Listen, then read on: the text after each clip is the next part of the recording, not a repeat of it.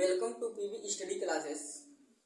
मैं पवन कुमार कुशवाहा आप लोगों को मैथ पढ़ाने जा रहे हैं, जो यूपी टेट, सीटेट और अन्य कॉम्पिटिटिव एग्जाम में आप लोग को बहुत ही लाभदायक होगा। आइए आज हम चैप्टर चालू करते हैं, प्रॉफिट एंड लॉस। ठीक है, चैप्टर का नाम रहेगा प्रॉफिट एंड लॉस। प्रॉफिट का मतलब होता है लाभ। क्या होता है? लाभ। एंड का मतलब और लॉस का मतलब हानि होता है। यानी आपका चैप्टर का नाम है लाभ और हानि। चैप्टर चालू करने से पहले हम आप लोग को इसके बारे में कुछ बता देते हैं, जिससे आप लोग को सवाल लगाते समय कोई परेशानी नहीं होगी। जैसे आपका कॉस्ट प्राइस यानी क्रय मूल्य। क्या है? क्रय मूल्य। देखिए, जो आपका क्रय मूल्य है, क्रय मूल्य वो होता है कि जिसपे हम किसी वस्तु को खरीदते हैं उसे क्रय मूल्य कहा जाता है। क्रय मूल्य क्या है? जिस मूल्य पर कोई वस्तु को खरीदा जाता है, कोई वस्तु को खरीदा, कोई वस्तु को क्या किया जाता है? खरीदा जाता है, उसे क्या कहते हैं? क्रय मूल्य कहते हैं। यानी कि जिस मूल्य पे कोई वस्तु को खरीदा जाता है उसे क्या कहते हैं? क्रय मूल्य कहते हैं। जैसे हमने 10 रुपए में एक किताब खरीदा तो मेरा क्रय मूल्य कितना हुआ? 10 हुआ। क्रय मूल्य कितना हुआ? 10 हुआ। क्रय मूल्य के बाद आते हैं विक्रय मूल्य, जिसे इंग्लिश में कहते हैं सेलिंग प्राइस।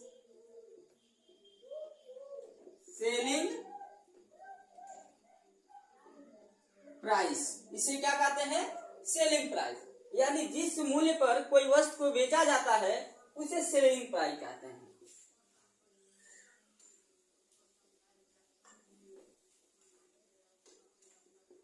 जिस मूल्य पर कोई वस्तु बेचा जाता है उसे क्या कहते हैं? सेलिंग प्राइस या विक्रय मूल्य कहते हैं। उसे विक्रय मूल्य कहते हैं। बात आप लोग को स्पष्ट हुआ?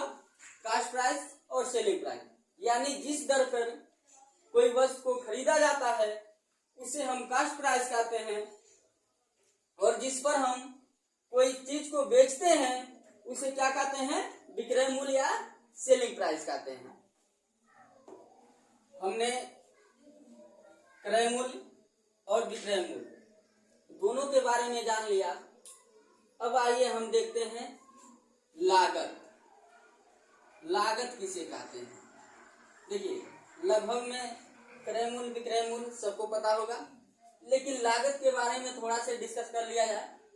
लागत उस दर को हम कहते हैं कि जिस दर पे, मान के चलिए यह आपका कोई वस्तु, ये मार्कर है, मार्कर को बनाने में हमको 5 रुपये खर्च लगा, तो मेरा लागत कितना हुआ? 5 रुपया हुआ।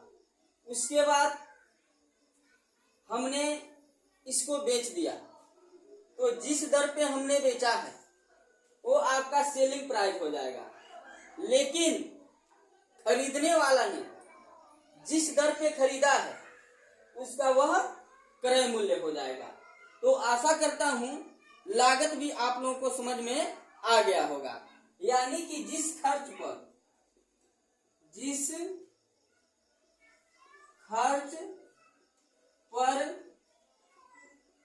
कोई वस्तु को बनाया जाता है या निर्मित किया जाता है, निर्मित किया जाता है, उसे क्या कहते हैं? लागत कहते हैं। क्या कहते हैं? लागत कहते हैं। आशा करता हूं कि आप लोगों को तीनों समझ में आ गया होगा। देखिए अब इस पे क्वेश्चन कैसे पूछता है। सबसे पहले हम नॉर्मल देखेंगे, उसके बाद प्रतिशत में पूछेगा तो उसको कैसे देखेंगे। तो आइए सबसे पहले हम देखें नॉर्मल में कि क्रय मूल्य बराबर क्या होता है।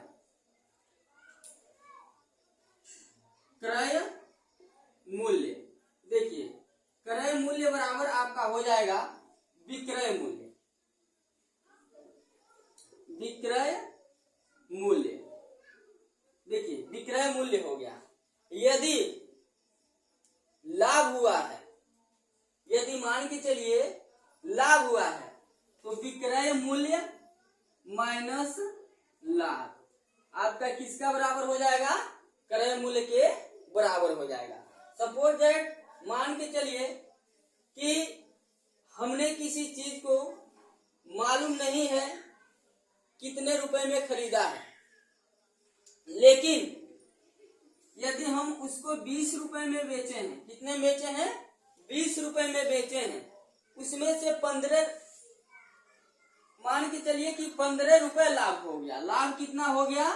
15 रुपए लाभ हो गया। तो आपको बताना है क्रय मूल्य। तो ये आसान चीज है कि 20 में से 15 को निकाल देंगे तो जो बचेगा आपका 5 रुपए बचेगा, यही आपका क्या हो जाएगा? क्रय मूल्य हो जाएगा। यही आपका क्या हो जाएगा? क्रय मूल्य हो जाएगा। आशा करता हूं कि आप लोगों को यह बातें समझ में आ गई होगी। अब देखिए एक और क्वेश्चन देख लीजिए। मान के चलिए विक्रय मूल्य यानी सेलिंग प्राइस, इसको एसपी कहेंगे। क्या कहेंगे?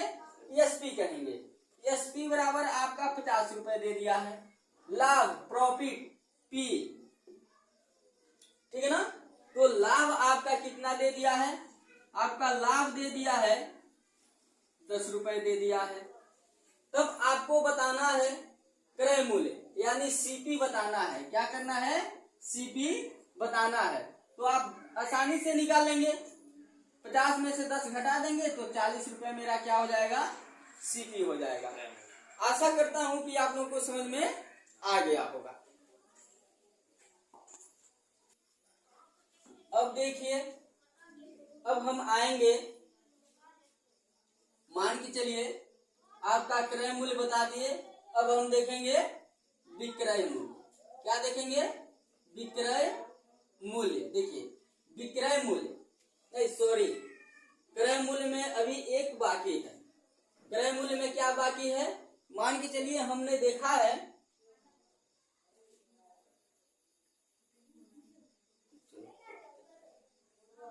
अब देखिए हमने तो देख लिया कि प्रॉफिट हुआ, तो विक्रय मूल्य में से प्रॉफिट यानी लाभ को हम क्या कर रहे थे? घटा रहे थे। लेकिन यदि हानि होता है तब हम निकालने के लिए क्या करेंगे? क्रय मूल्य को निकालने के लिए विक्रय मूल्य प्लस हानि कर देंगे। क्या कर देंगे?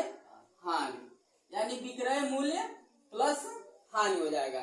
मान के चलिए किसी वस्तु को हमने 20 रुपए में बेचा और 5 रुपए हानि हुआ। क्या हुआ है? यानी कि एसपी बराबर 20 और हानि एल बराबर 5 रुपए। तो सीपी पूछ रहा है, तो सीपी कितना हो जाएगा? 20 प्लस 5 यानी कितना हो जाएगा? 25। कोई दिक्कत? ठीक है, यानी कि आपका सीपी चाहे लाभ हो या हानि हो, इस पे मालूम चल गया कि हम कैसे निकालेंगे। अब आइए हम देखते हैं कि एसपी कैसे निकालेंगे, यानी सेलिंग प्राइस, यानी विक्रय मूल्य। विक्रय मूल्य हम कैसे निकालेंगे? तो विक्रय मूल्य का फार्मूला होता है विक्रय मूल्य, जिसको एसपी हम कोष्टक में लिख सकते हैं। यदि लाभ होता है, क्या होता है? लाभ होता है, तो क्रय मूल्य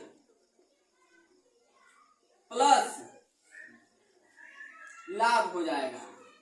क्या हो जाएगा? क्रय मूल्य प्लस लाभ बराबर क्या आपका हो गया? विक्रय मूल्य। मान के चलिए कि हमने किसी वस्तु को 20 रुपए में बेचा।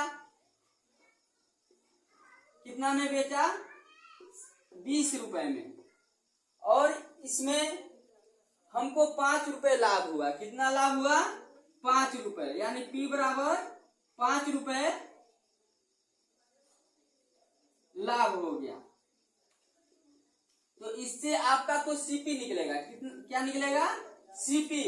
लेकिन मान के चलिए कि यदि हमने 20 रुपए में खरीदा, यानी क्रय किया, क्रय मूल्य बराबर 20 दे दिया, लाभ बराबर आपका 5 रुपया दे दिया, तो कितना में बेचा गया? तो आप क्या करेंगे?